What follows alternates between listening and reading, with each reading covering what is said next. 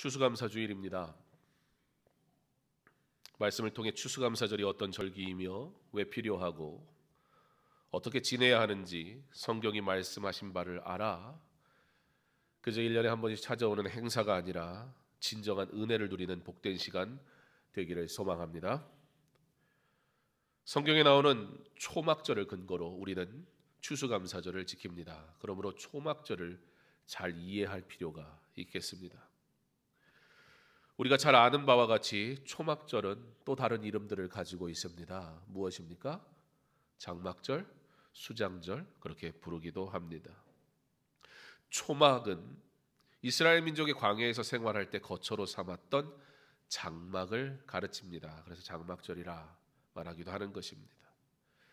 히브리어로 스코트라고 하는 초막을 그 단어를 말 그대로 좀 더 정확하게 설명을 하면 나뭇가지로 만든 임시 주거지라는 의미를 가지고 있습니다. 그리고 이 초막절에는 주요한 행사가 있었는데요. 바로 한 해의 추수를 다 끝내고 감사하는 마음으로 드리는 절기였습니다. 추수를 끝내고 자연의 계절의 시간의 흐름을 따라 맞이하게 되는 열매에 대한 감사이다 보니까 우리가 너무 시간적인 의미만 생각하게 되는 것 같습니다. 그러다 보니까 아니 무슨 11월 이맘때에 추수감사절을 드려라고 말을 하기도 합니다. 실제 그래서 10월에 추수감사절을 드리는 분도 있고 또 한두 주 정도 당겨서 하는 교회들도 있는 것은 사실이지만 교회력은 이때를 추수감사절이라 정하고 있기 때문에 우리 교회는 그 교회력에 따라 그렇게 진행합니다. 우리가 자연의 어떠한 흐름, 그 자연에 따른 절기로 이해한다면 이런 불편한 마음이 들지도 모르겠지만 그러나 우리가 추수감사절이 주는 의미, 초막절이 무엇을 위한 것인가 생각한다면 사실 이 시간의 문제는 사실 크게 문제가 될 것은 아닙니다. 이 절기는 하나님께서 이스라엘 백성에게 지켜라 명령하셨기 때문에 일단 중요한 것이고요.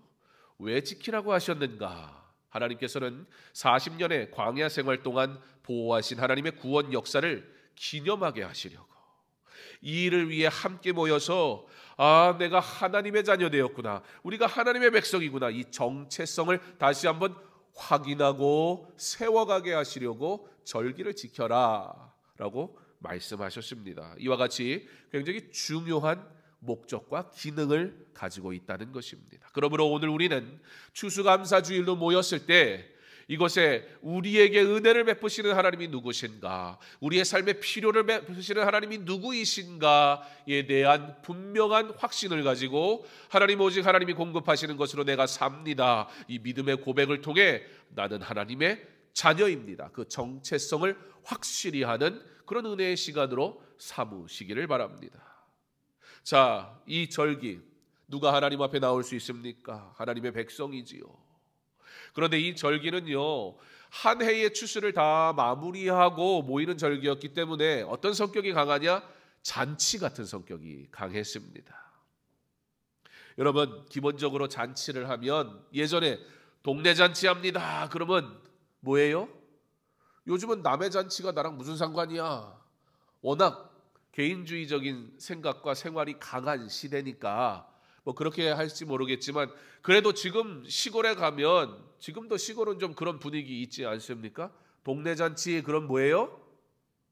내가 꼭 주인하고 대단한 친분이 없어도 뭐 대단한 뭐 잔치면 무슨 이유가 있을 텐데 그래서 뭐 내가 선물을 들고 가지 못한다 해도 내가 그 사람들에게 내가 나타나 줌으로 그 잔치의 격이 올라갈 만한 대단한 신분을 내가 갖고 있지 않는다 해도 동네 잔치가 일어나면 뭐예요? 다 맛있는 거 즐기고 먹는 날, 그게 잔치날, 동네 잔치입니다.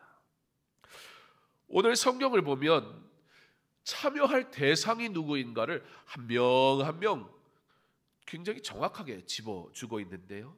그 대상 첫 번째 누구죠? 나 자신.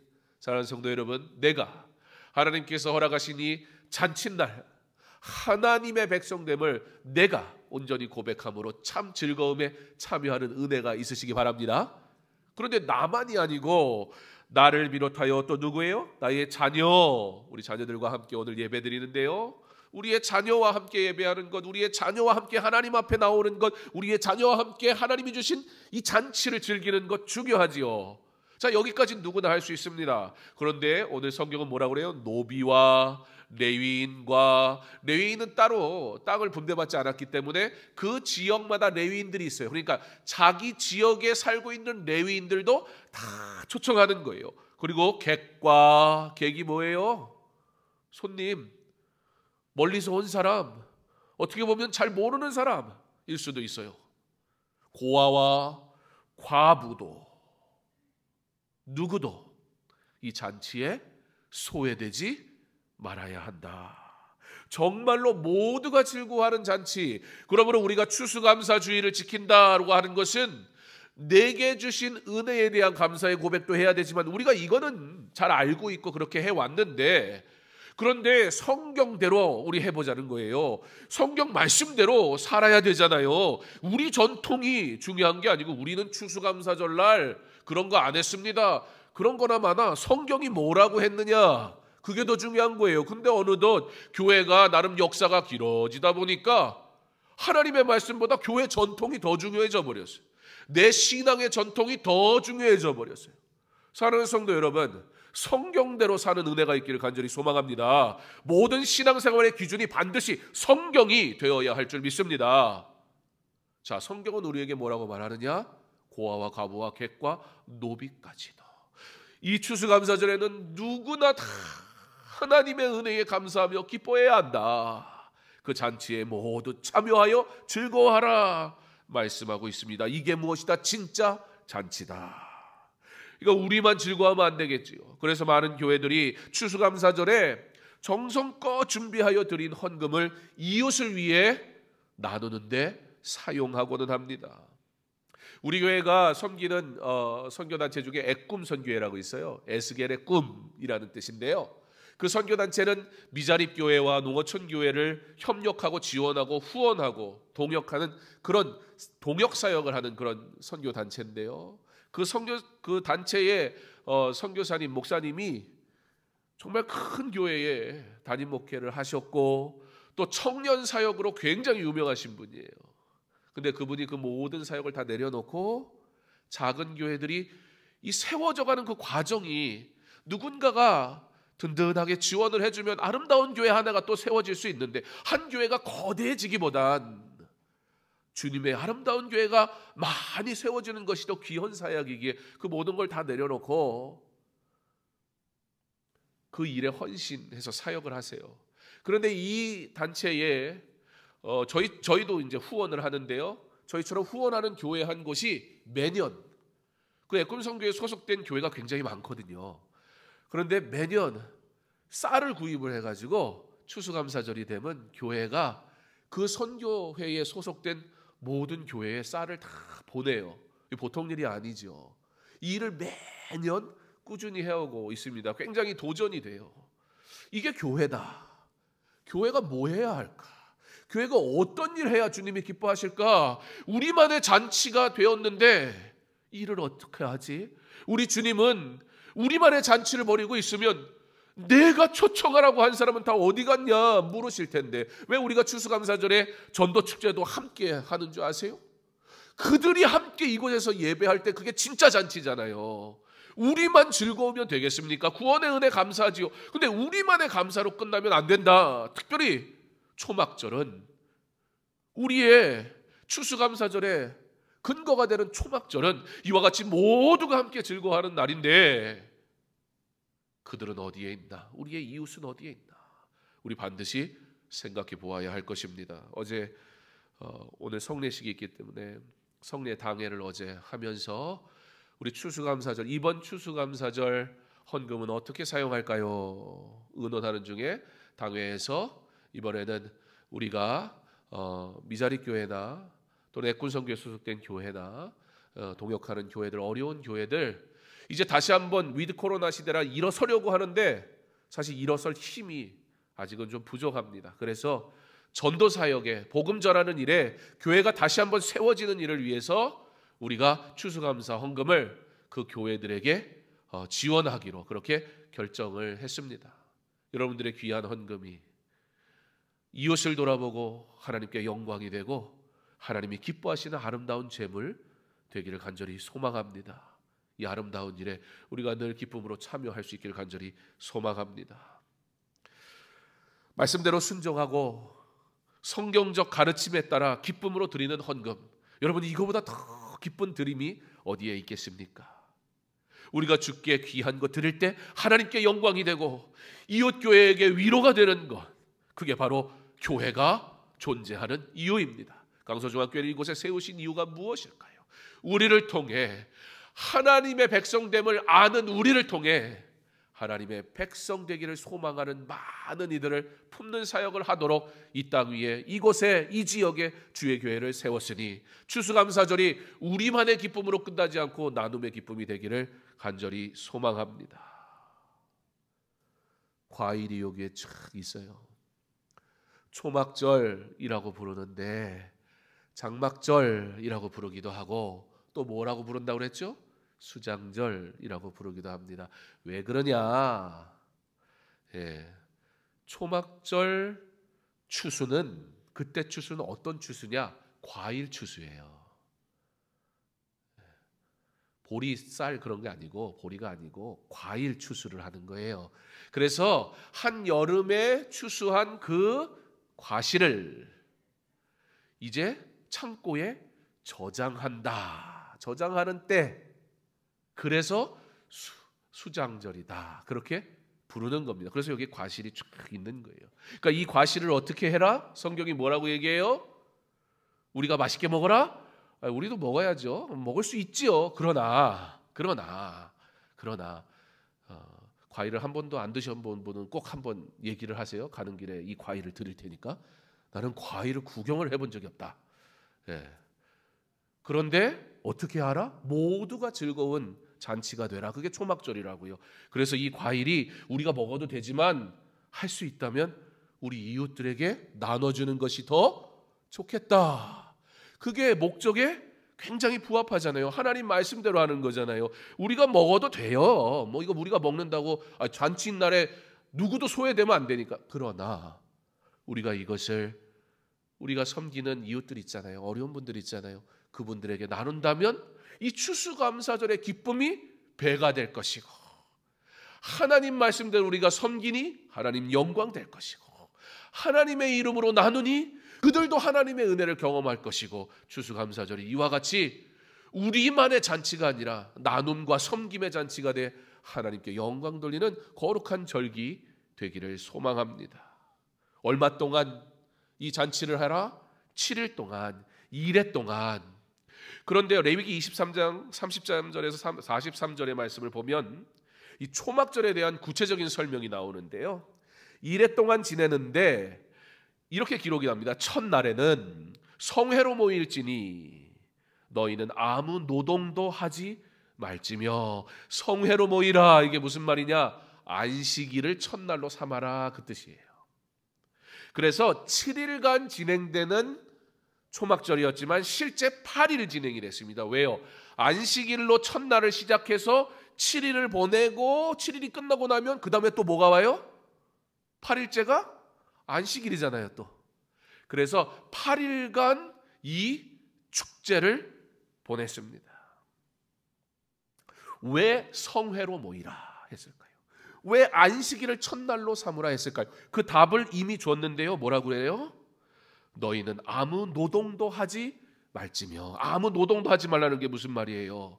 아무것도 안 하고 교회 나와 있으면 거룩하게 예배 드렸다 그 얘기입니까? 그 소리가 아니라 이 날이 온전히 구별된 날이 되어야 한다.